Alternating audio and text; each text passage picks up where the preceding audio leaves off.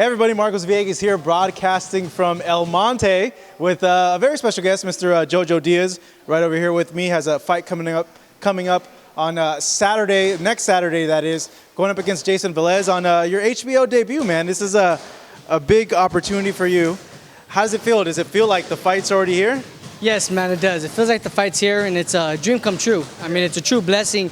This is the opportunity I've been waiting for my whole entire life, to showcase my skills in front of millions of people, and especially on HBO. I mean, since I was a little kid, I always watched Roy Jones, Oscar De La Hoya, Floyd Mayweather fight on HBO, because that's the biggest network. And I feel like me giving me the opportunity to fight and showcase my skills, it's a dream come true, and it's a true blessing, and I'm not going to let this opportunity down. I need to take full advantage. When do the nerves start kicking in? Is it already kicking in when you think about it, or is it like the day before a fight? You know what? The nerves are already kicking in. Yeah, they've been kicking in ever since training camp started. Ever since my manager told me that I'm fighting on HBO. But I use that as motivation, and it pushes me and drives me to just keep on grinding harder, because I know I can't let this opportunity down. So I got to take full advantage of it. So every single day, I always think of this opportunity. I get goosebumps, but it makes me more motivated and makes me strive to do better and to work harder. There's some fighters that kind of obsess over the fight, they keep playing it over and over again in their heads. Are you that type of fighter, or you tend not to kind of think about it until the day of? You know what? I tend not to think about it until the day of, because it's good, because you'd go nuts. Yeah, because I wouldn't even get no sleep, man. Yeah. So I just make sure, I try to get my proper rest. I try not to think about it too much. I know that my opponent is very tough and very durable, so I just got to get my proper rest and my proper training, my proper eating, and just focus on it, and then just worry about it once it happens. Looking at your physique and seeing the posts that you've been doing over social media, I noticed you look a lot more in shape.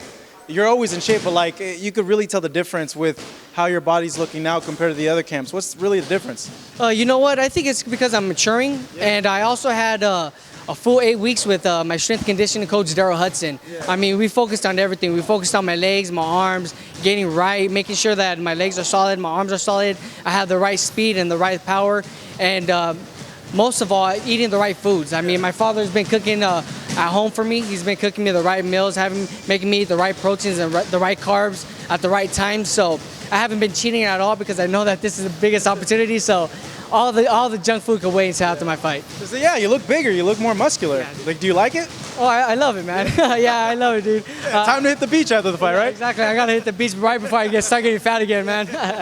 But yeah, I do feel good, and I feel nice and strong. I can tell the difference inside my sparring sessions. Whenever I'm landing effective shots and landing body shots, I can tell that I'm hurting my opponents and making sure that I'm sitting down on them a lot more, and I just feel a lot stronger. So it's going to show come March 26th, man. Looking at him as an opponent, he has a lot of experience. So, how do you kind of counteract a guy that has a lot of experience? You know what? I just got to know that I have a lot of experience as well. I mean, I don't have that much experience as he does as a pros, but in the amateurs, I gained a lot of experience fighting internationally. He's an Olympian, by the way, you guys. 2012, you didn't know. Fighting internationally, getting all that experience.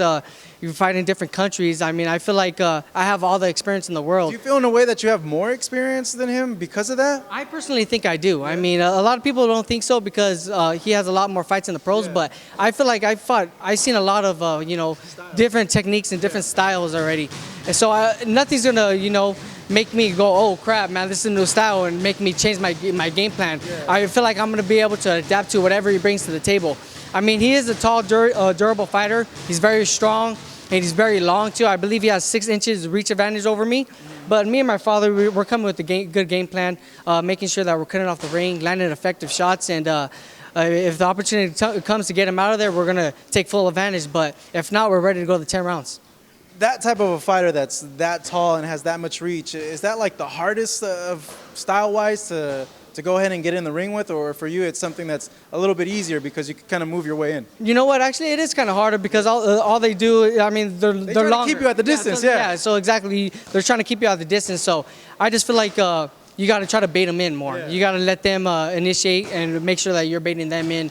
But I've always been a smaller guy. I mean, even in the amateurs, I was always such a small guy, but I was always husky and fat.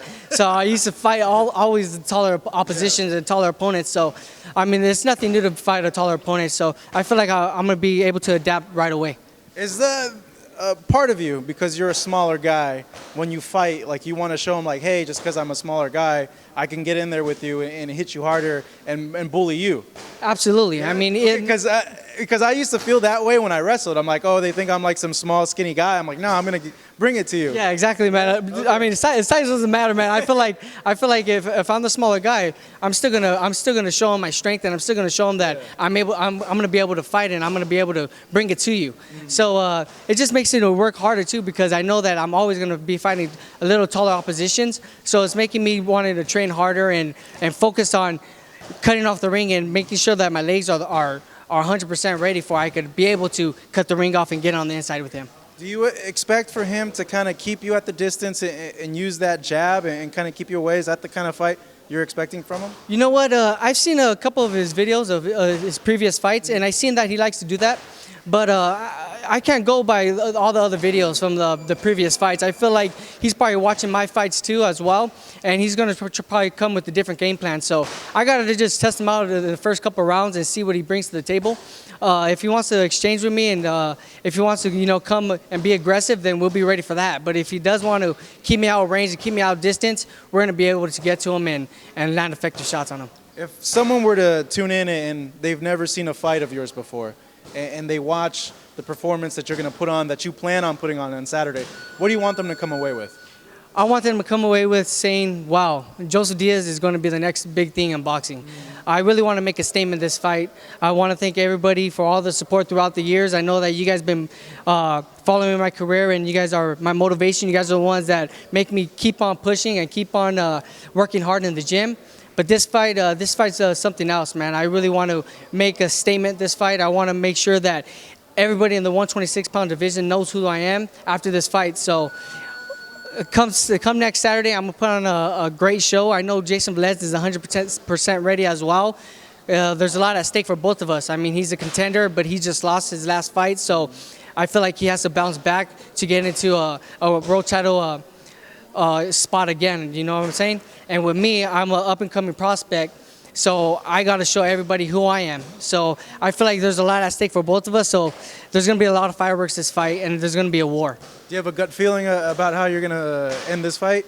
Oh, man, there's a lot of feelings that I have, man. I really want to, make sure that I hurt this guy. I want to make sure that he's feeling all my shots throughout the 10 rounds if we do go the 10 rounds. And I'm ready to showcase that I do have a lot of power at 126, and that I'm fast and I'm elusive, and I'm going to take the victory.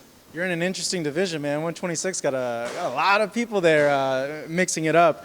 Jojo, as always, man, thank you. Really appreciate it. Good seeing you, man. Next weekend, Saturday on HBO, this guy right here, Joseph Diaz takes on Jayson Velez on HBO.